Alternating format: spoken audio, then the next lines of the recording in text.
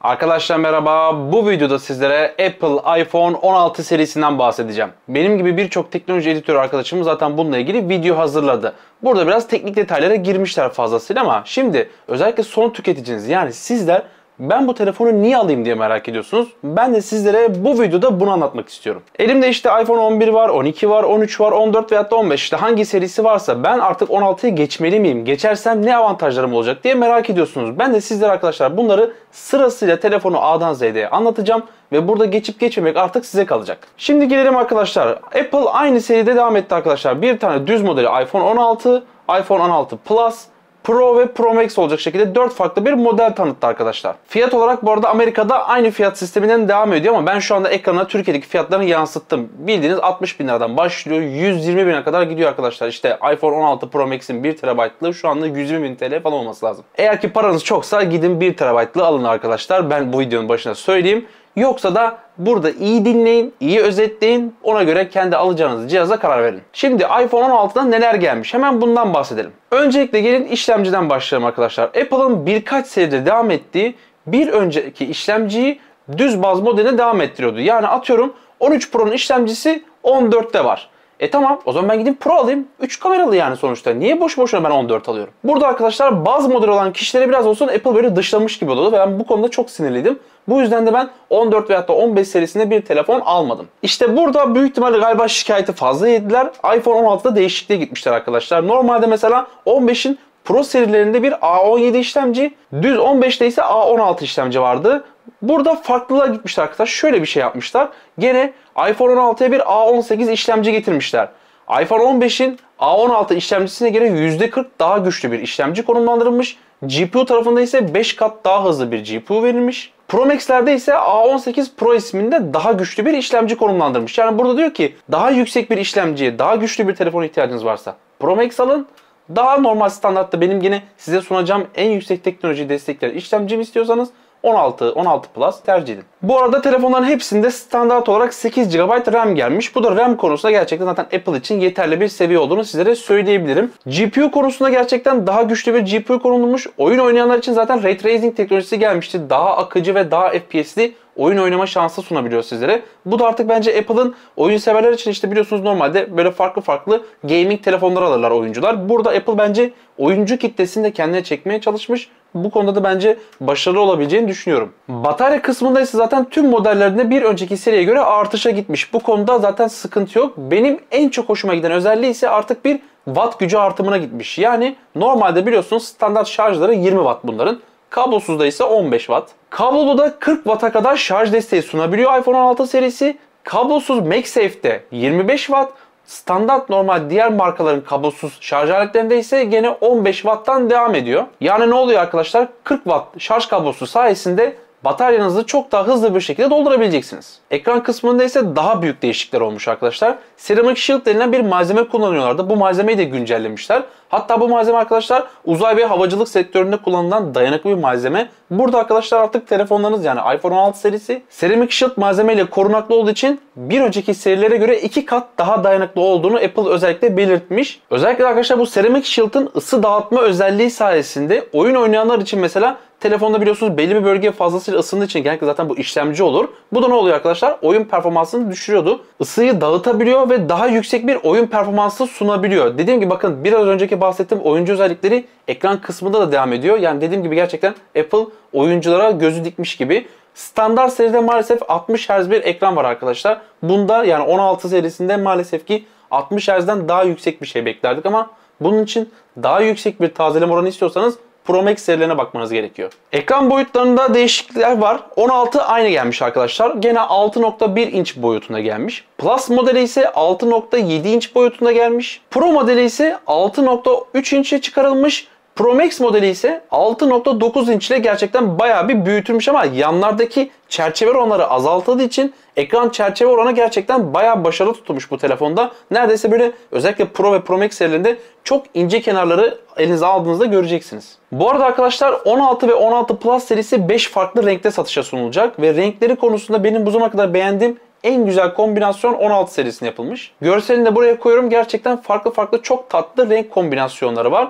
Pro ve Pro Max serisinde ise daha farklı titanyum renkteki kombinasyonlar kullanılmış. Bu da 4 farklı renkte satılıyor arkadaşlar. Çünkü Pro ve Pro Max serileri titanyum malzemeden üretildiği için renkleri de buna göre ayarlanmış. Hemen şöyle bakın, elimdeki iPhone 12'den göstereyim. Burada bakın yıllardır standart bir sessiz tuşumuz var. Aşağı aldırdığınızda sessiz, yukarı kaldırdığınızda sesli moda geçiyordu. Bu tuşun başka hiçbir aktivasyonu yoktu. Burada arkadaşlar artık bu tuşu bir normal butona çevirmiş artık Apple.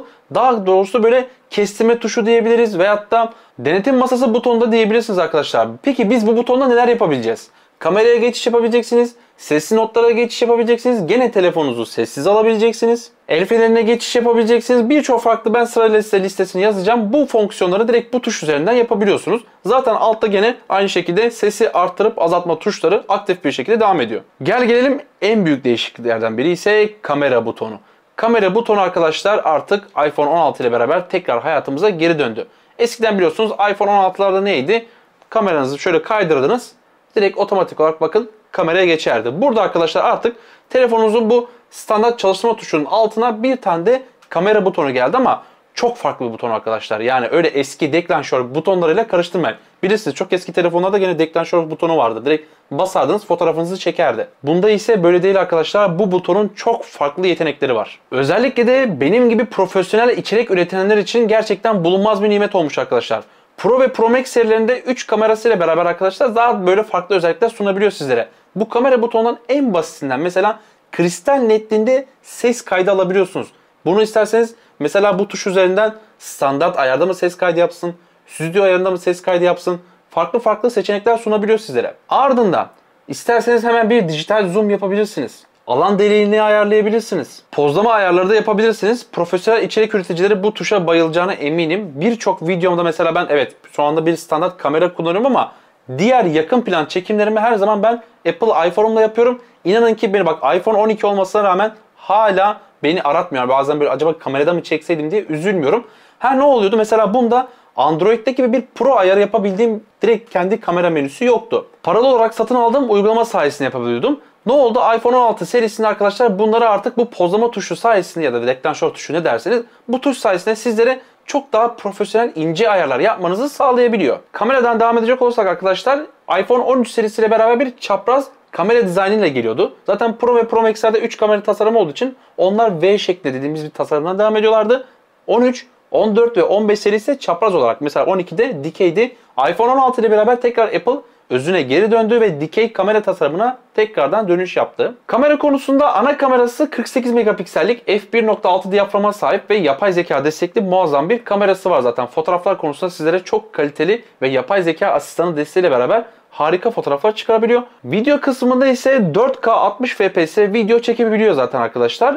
Burada Full HD'de bir değişikliğe gidilmiş. 1080p 240 FPS çekim yapabiliyor. Ne oluyor arkadaşlar? Gene dediğim gibi profesyonel içerik üreticiler için gerçekten mesela 240'tan çekersiniz görüntünüzü. Bunu 60 FPS'e, 120 FPS'e dönüştürüp daha akıcı ve daha kaliteli görüntüler, videolar elde edebilmenizi sağlayacak. Ön kameramız ise 12 megapikselle geliyor gene. Bu da 4K 60 FPS video kaydı alabiliyor. Ayrıca Pro ve Pro Max serisinde ise 3 boyutlu fotoğraflar çekebiliyorsunuz. Makro fotoğraflar çekebiliyorsunuz. Bokeh fotoğraflar çekebiliyorsunuz. Bu konuda sizlere çok daha fazla yaratıcı hale getirebiliyor. Ve son olarak arkadaşlar iPhone 16 serisine eklenen bir şey var.